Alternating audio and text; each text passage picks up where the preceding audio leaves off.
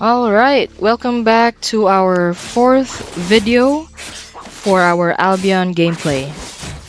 In our last video, we were refining our resources and battling some heretics, getting their map.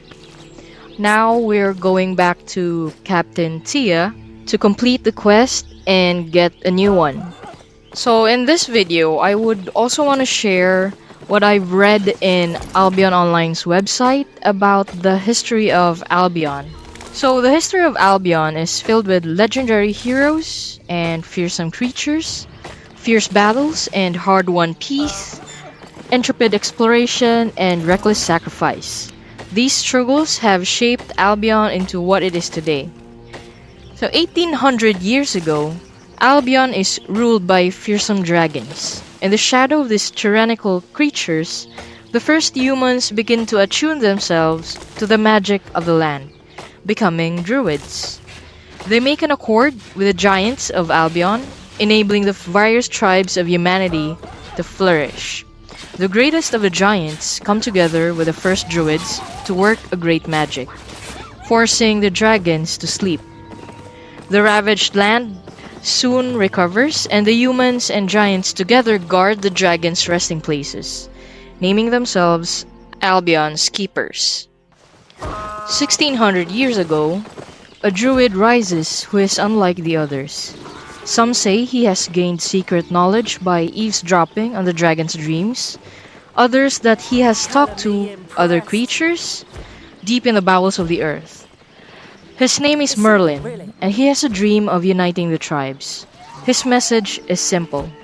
One day, the dragons will awaken, and on that day, the world must be ready. Never again can Albion be allowed to fall under the dragon's rule. So 100 years has passed, which is now 1500 years ago. Though the druids do not approve of Merlin, they do not oppose him either, and he is able to start uniting the tribes under one leader. He approaches the witch Morgana to help, and she crafts the mighty Excalibur, a weapon so powerful that it will make whoever wields it into Albion's king. It is the first time that metal is mined and forged in Albion, and Excalibur is the first sword born of steel and magic. Unbeknownst to Merlin, the secrets of its making were given to Morgana by demons who whisper to her from across the void. And speaking of crafting, in this episode, the quest focuses more on crafting our weapons and gears. More on those later. So going back, 1300 years ago, a great red dragon, Dothr, rises from its slumber, roaring for those nearby to join it. King Uther leads his knights to battle, supported by Morgana and Merlin. An epic battle ensues, turning the sky black for 3 days. When the sunlight finally finds its way to Albion again, Dothr and the lesser dragonlings it summoned have been slain, and the remaining dragons continue to sleep undisturbed. Albion is safe once more, but at a cost. In order to deliver the killing blow, Uther sacrificed himself, leaving no recognized heirs. With no natural leader, Merlin searches the land for illegitimate offspring while Morgana suggests her own son as an alternative. But ultimately, they cannot agree on a suitable candidate. Merlin steals Excalibur, giving it to his preferred heir, Arthur, and declaiming him ruler of Albion. Furious at this betrayal, Morgana and her followers rise up in opposition, and the humans of Albion have their first and bloodiest civil war. Now, 1280 years ago, sensing that the battle is too evenly matched, Merlin goes to the keepers of Albion and shows them the devastation the war is bringing to the land, hiding his own hand in things. He convinces them that Morgana is the biggest threat to the land Albion has faced since the dragons, and convinces them to aid in his cause. Morgana and her forces are forced to retreat, and too proud to accept defeat, she uses dark magic to call for aid. She is answered by the demons who offer their help in exchange for entry into their world. Morgana accepts, tearing open a gateway to hell. With her new demonic allies, the war continues.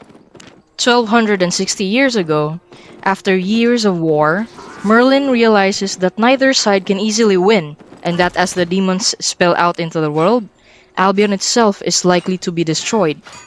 As Arthur leads his knights towards the final battle, Merlin convinces his apprentices to perform a powerful ritual to restore peace. He doesn't tell them, though, that it will also result in their deaths. As the battle is at its most frantic, the ritual begins, and Merlin takes Excalibur and shatters it.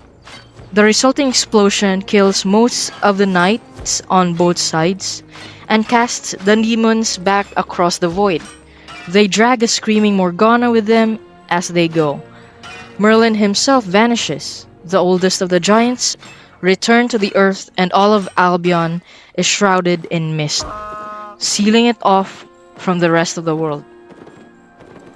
Now, 20 years ago, after many centuries, the mists surrounding Albion begins to fade, allowing a group of explorers to discover it. They report to their king across the sea. The king sends an expedition to Albion. It is mainly made up of criminals and enemies of the throne, which are the heretics, who begin to set up rudimentary settlements. As we've talked about in the previous episode, Albion is not kind to these newcomers. Many die, killed by foxes, wolves, hungry giants, and the survivors soon fall into infighting. Some are recruited by the disciples of Morgana. They scrape together simple versions of the magic and crafts used by the other factions, but these poorly channeled magics slowly drive them mad. The leader of the colony wanders off one night claiming to have heard voices, and returns a changed man. This was Gibson in the previous video, proclaiming himself to be a heretic. Shortly afterwards, all contact with the new colonies is lost. In recent times, the king sends a large contingent of royal expeditionary forces to secure a foothold in Albion. They settle on a significantly sized continent within Albion. In truth, this space is not actually safe, but the royal forces do their best to patrol it and impose the king's law where they can. The colonies are deemed safe enough for civilians. The king allows people to petition for a charter to go to Albion and seek their fortune.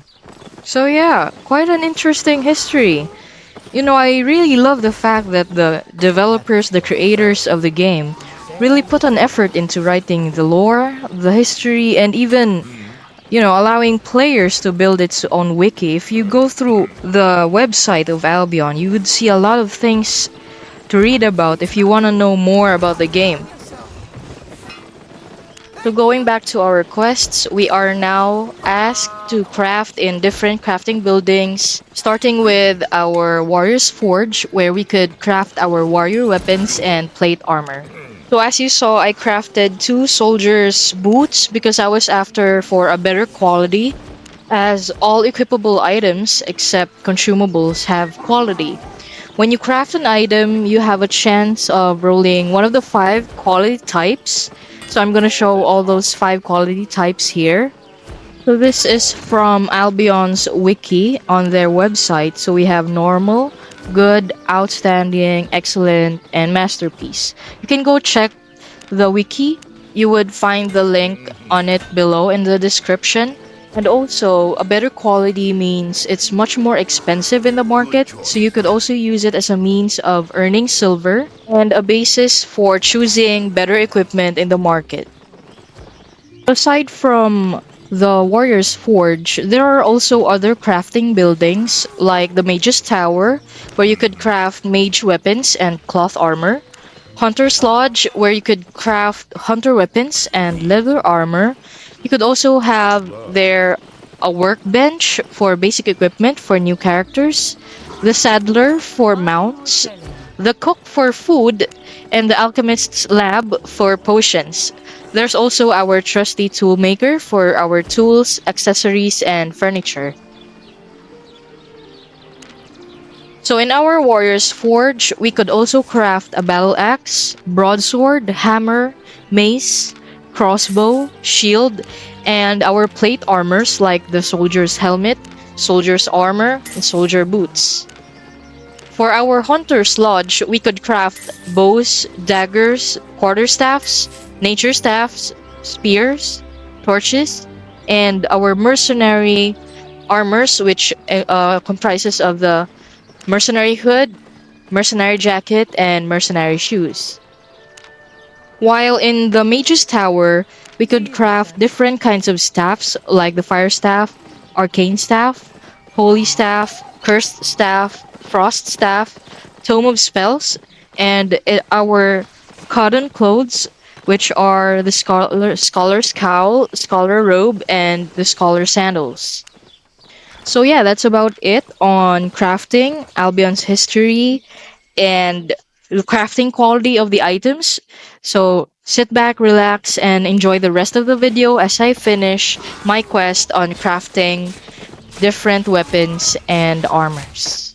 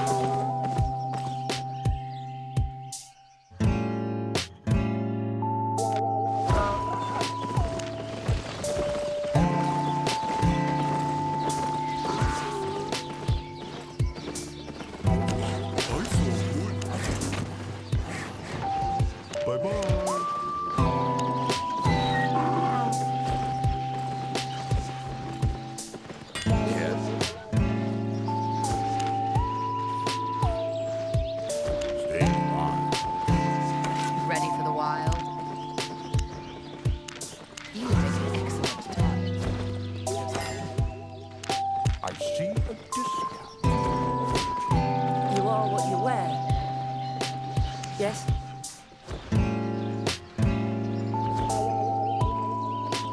Come back when you're ready.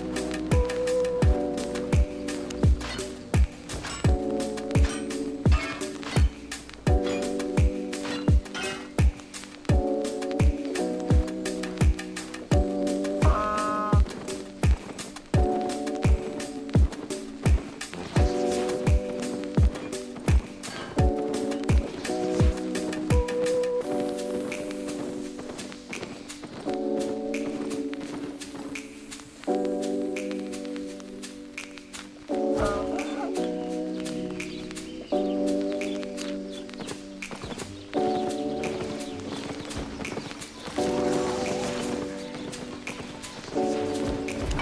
just have to. If I have to. Alright.